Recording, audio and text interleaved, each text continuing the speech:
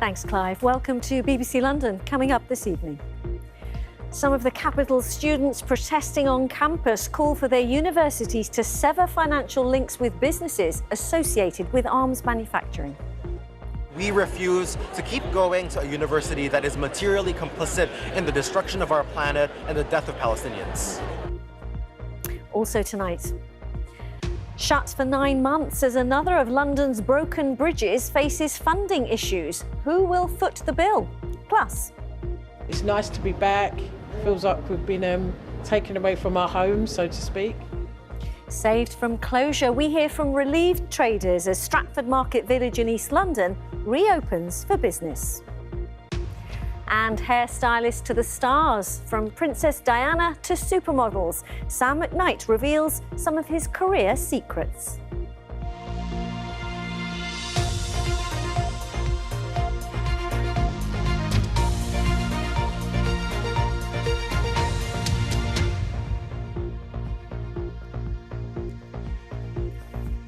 Hello and good evening. We start tonight with student protests that have sprung up on campuses across universities in London. They've been protesting in solidarity with Gaza and against Israel's conduct in its war against Hamas. And today, students at the London School of Economics called on their university to sever financial links with businesses that manufacture arms used in the conflict. We hear from one Jewish group representing students on why they feel some of the protests at universities are intimidating. Wendy Hurrell has the story.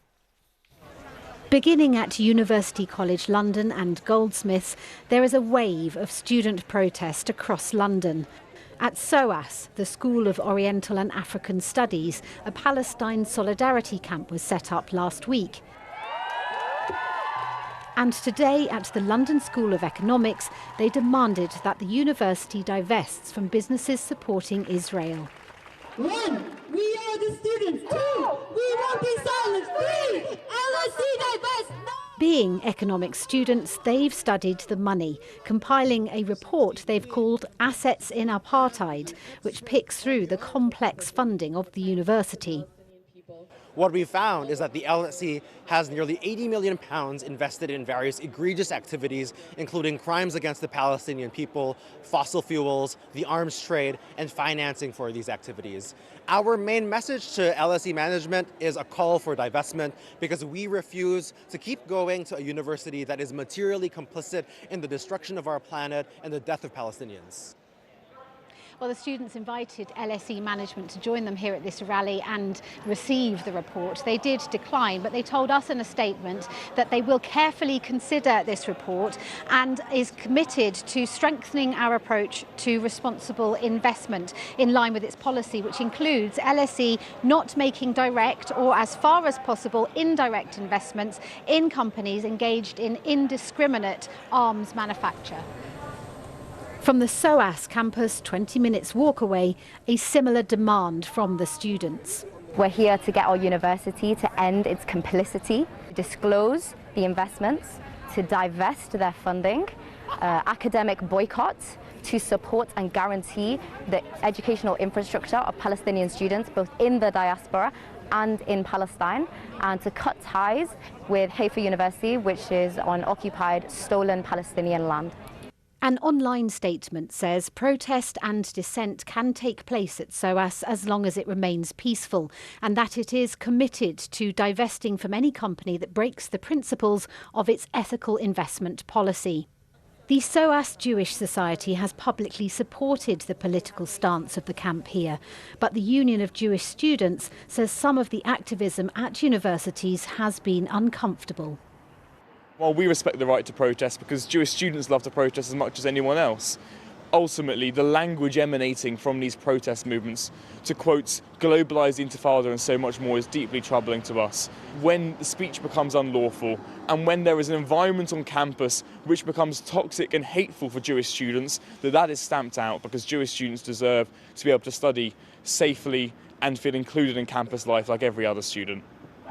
The situation in Gaza is unlikely to be resolved soon. London students will continue to make their point, whichever nuanced position they are coming from. Wendy Hurrell, BBC London. Let's pick up on that with our political editor, Tim Donovan, in Westminster. Hi, Tim. And I understand the government has raised some concerns. Yeah, these protests aren't of the scale that we've been seeing in the United States, but they are developing and apparently spreading. So this evening we have students from the London School of Economics have actually occupied a building there for the first time this evening and putting up tents, and there are banners.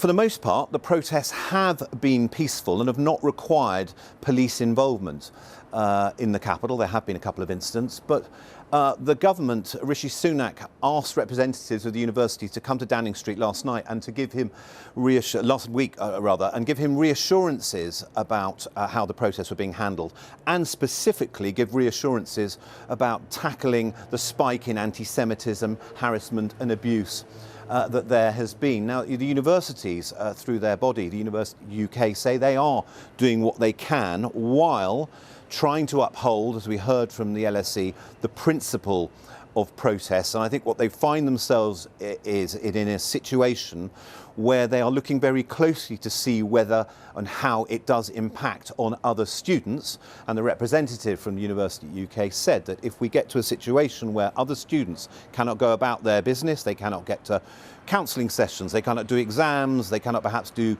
degree shows, then there may well be a need to intervene. But at the moment, there is no obvious signal that they want to move in against these encampments, nor ask the police to help them in that respect. OK, Tim, with the latest there from Westminster, many thanks. That's our political editor, Tim Donovan. You're watching BBC London. We've lots more to come this evening, including...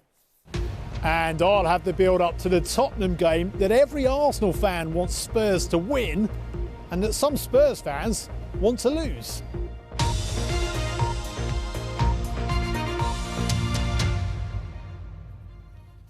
Now, they provide a vital transport link in London. But another bridge, this time in Redbridge in north-east London, has been shut for 9 months.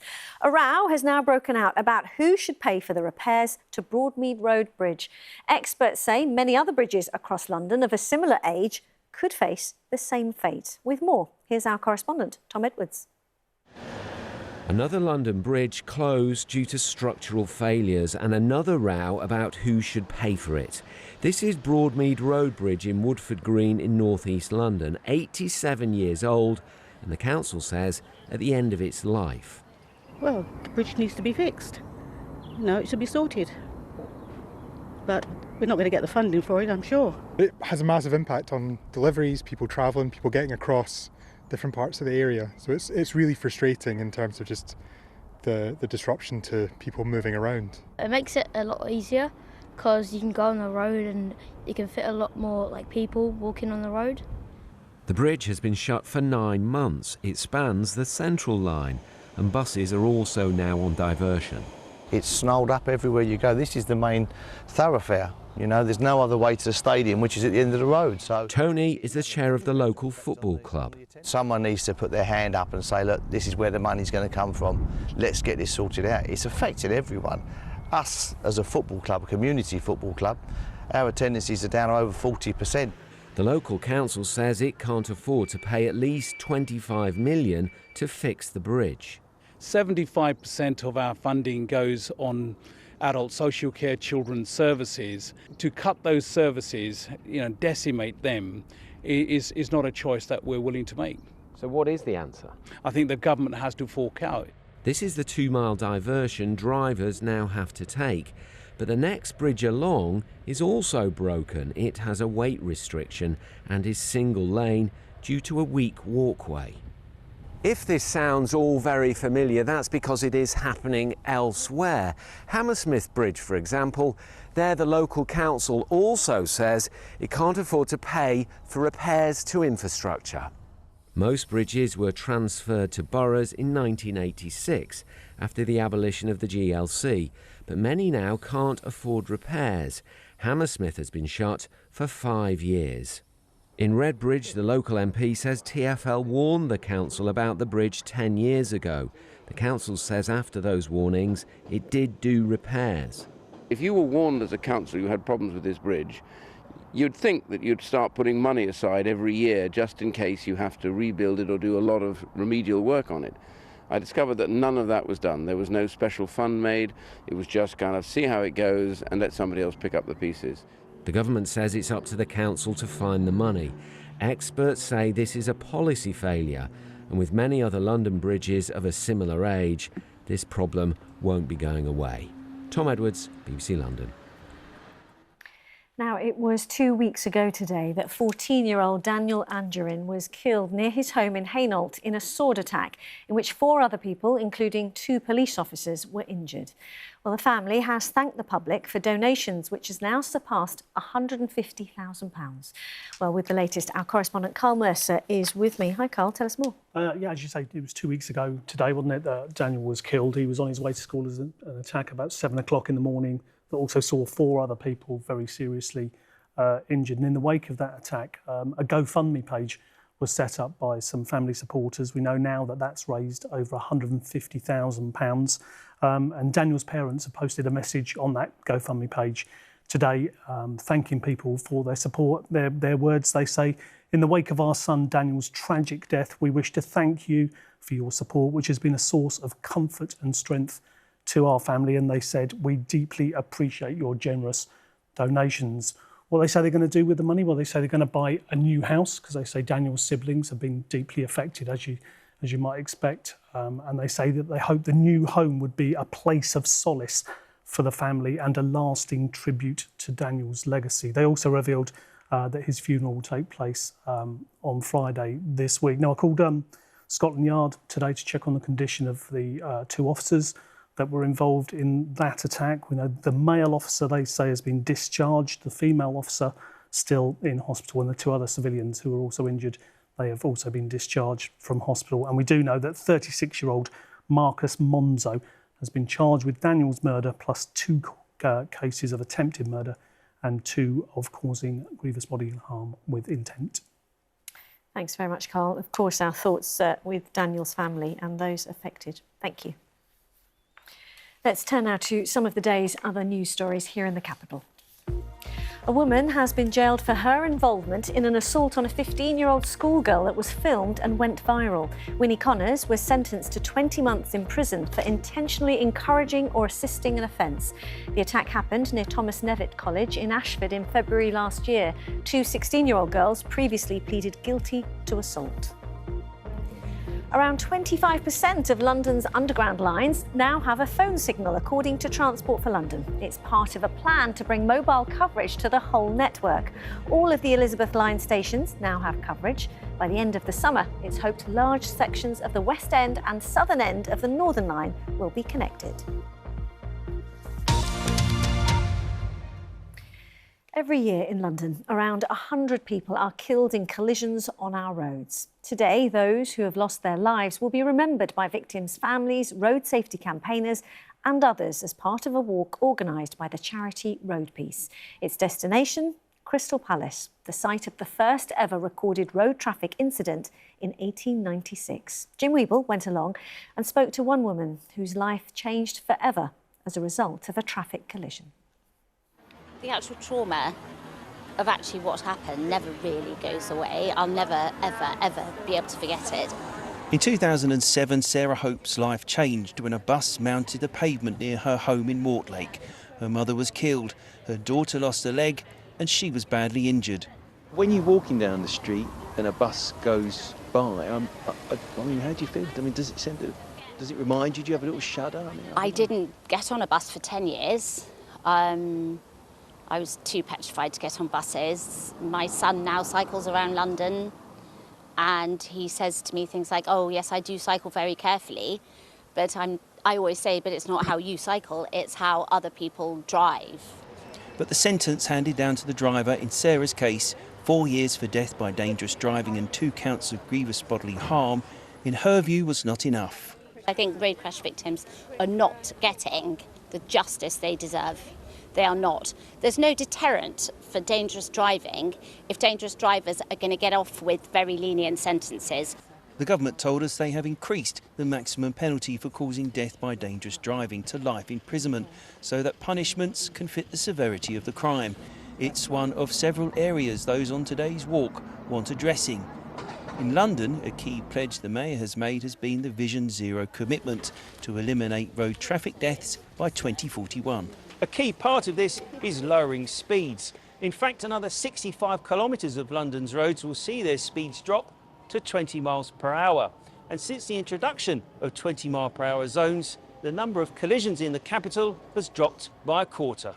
But for Road Peace, there's a key change they'd like to see. Graduated driving licensing would give young people who just passed their test the opportunity to become safe and competent drivers. Young drivers aged 17 to 24, they make up just 7% of the driving population out there on the UK's roads, but they account for 24% of road deaths and serious injuries in the UK. So what is a graduated licence? Well, in other countries it's meant learner drivers must have a minimum of 6 months learning, at least 50 to 60 hours of practice, and for those newly qualified and under 21, restrictions on when they can drive without adult supervision.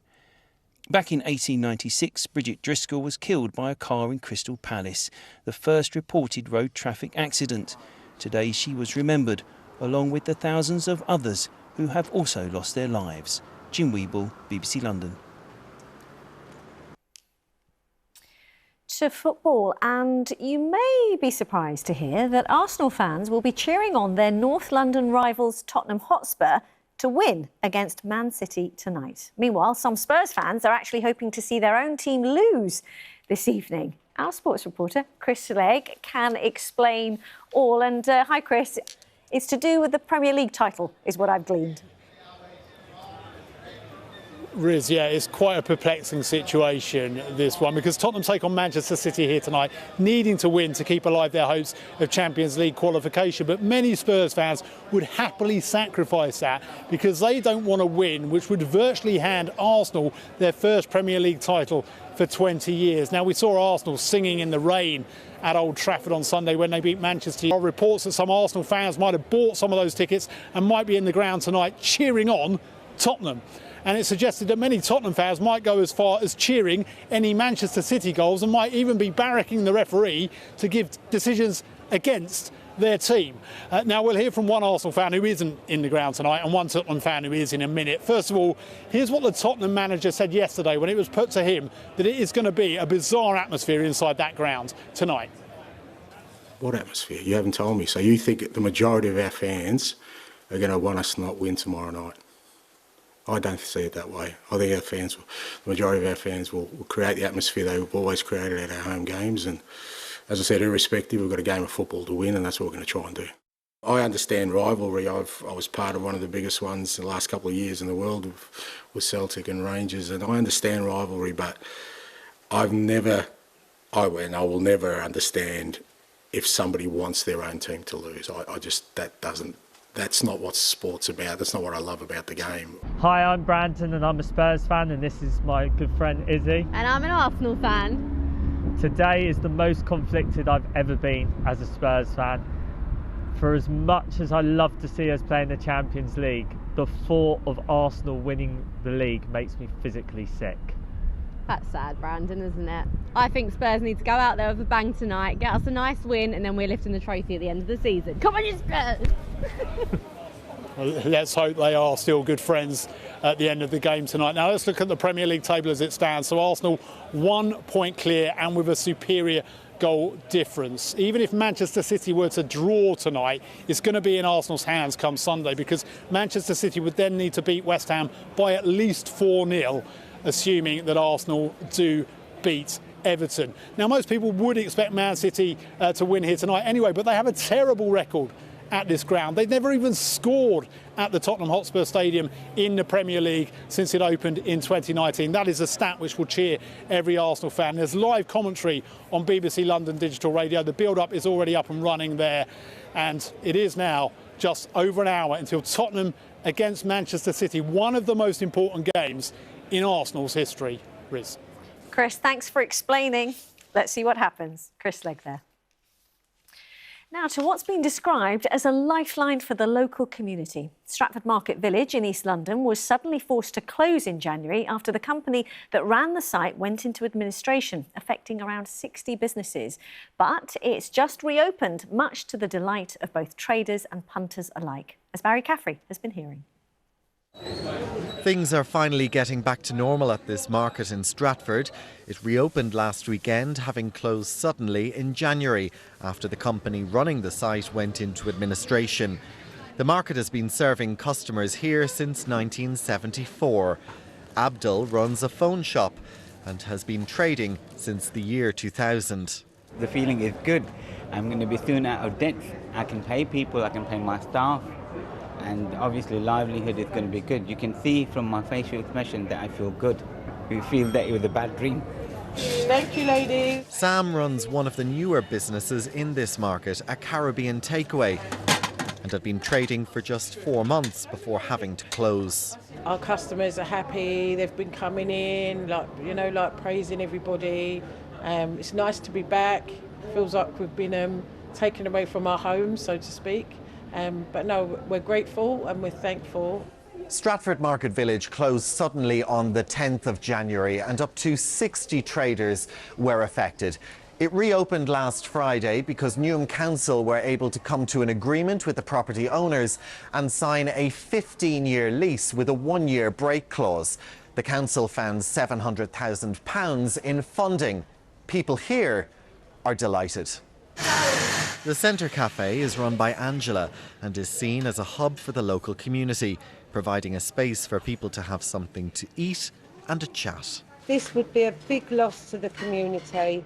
This market brings entrepreneurship, diversity, everything, It's multicultural, it caters for everybody's needs. It's also like a mental health social hub as well, because we get people coming that have got no families, they've got nobody to talk to. They come in, they have a cup of tea, they have a chat with me. It makes them feel good. I'm very glad it's open, and when I came here, she gave me a cuddle and said, and I said to her, I'm glad to see you back, and all that sort of thing, I really like it here. It's really good for the people that are working here, and it must have been really hard for them. I mean, it's their livelihoods. This shopping centre is vital because these are small independent businesses, and they depend on locals to support them. I've been waiting a few months for the phone shop because I wanted my phone to be repaired. I've had to go to different places, but now I'm glad it's open. It's hoped with the market now open again, there'll be a bright future ahead. Barry Caffrey, BBC London. Now, they are some of the most photographed women in the world, supermodels and royalty. And celebrity hairstylist Sam McKnight has worked with most of them. He started 50 years ago in London. He's been chatting to us about some of the people he's worked with and reflecting on a long career. I fell into hairstyling by accident, actually. I was training to be a teacher at college in Scotland. And I absolutely hated it. I hated being a student when I was still 19 years old. And my friends owned a hairdressing salon, moving to London and kind of falling in love with fashion, actually.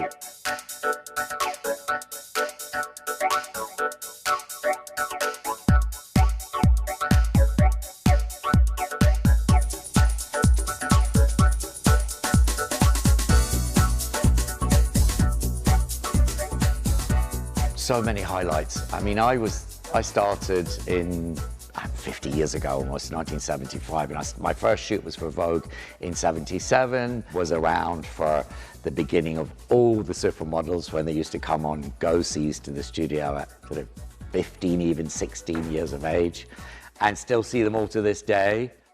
That was the first day I met the princess, the first day I worked with her. She had it was 1919, she had that kind of big 80s hair, which actually, when you look back now, looks fabulous. And I made it look short for the portrait. And she wore this beautiful satin gown, and Patrick sat her on the floor, and people thought she had a sheet wrapped around her. I think there's something about Kate that the public loves and the public responds to, because there's a vulnerability there. And people feel that maybe I could look like that. That's some of my favourite Naomi shots, in a bob as Minnie Mouse for Italian Vogue. I remember Naomi arriving. We were doing a shoot by the Albert Memorial, opposite the Albert Hall, And this young 15-year-old schoolgirl who'd come on the bus from Streatham just blew us all away. She was so remarkable and at ease in front of the camera, and the camera loved her. Yeah, I remember her vividly as that 15-year-old schoolgirl, still to this day. Sam McKnight there. OK, time for the weather with Kate. And after today, anything brighter on the horizon? Hopefully, yes. Nothing too exciting though, Riz. Today was actually quite disappointing. We had a lot of cloud, but also the temperature. After those very warm temperatures over the weekend, it has been a little bit disappointing over the last couple of days. Now, that has been because of this. It's been really rather cloudy. We had outbreaks of rain through this morning, some of that quite heavy, persistent, so quite a damp start. It has been shuffling its way out, though, through the day, just very, very slowly. Now, down here, you can just make out a little bit of a swell. That's our low pressure, which is driving this front. It's not driving it very quickly, sadly. That's why it's been so grey for much of today. But the rain has more or less cleared. We actually had a few breaks in the cloud a little earlier on this evening. Now, through tonight, we should slowly start to see some clearer spells developing. There's an outside chance of a shower in the east. However, that rain persists. Further west, that cloud will clear under clear skies. We could just get a bit of mist and fog. It is going to be mild, though, minimum between 13 and 11 Celsius. Now, as we head through tomorrow, that low pressure's still there. That front still hovering around in the east. For us, we should get a reasonably bright start, especially in the west. That cloud still lingering, though, in the east. It will come and go, but eventually through tomorrow afternoon, it should lift away and we'll get some sunshine. Yes, something a bit brighter for tomorrow. And as a result, with that additional sunshine, the temperature that little bit warmer, 20 Celsius through the course of Wednesday. Now, overnight Wednesday into Thursday, largely dry, largely clear, perhaps a little bit of cloud as we edge into Thursday morning.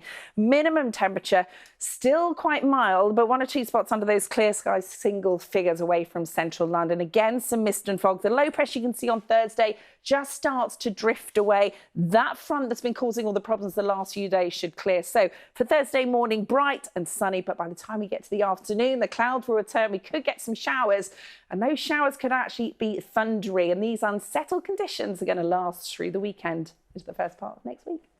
OK, thanks ever so much. And that is it. Head to our website, though, for more stories, including which tube lines and where have 4G and 5G coverage. Plus, one of the stars of the TV drama Succession heading to the West End. From all of us here, thanks for watching and have a lovely evening. Bye-bye.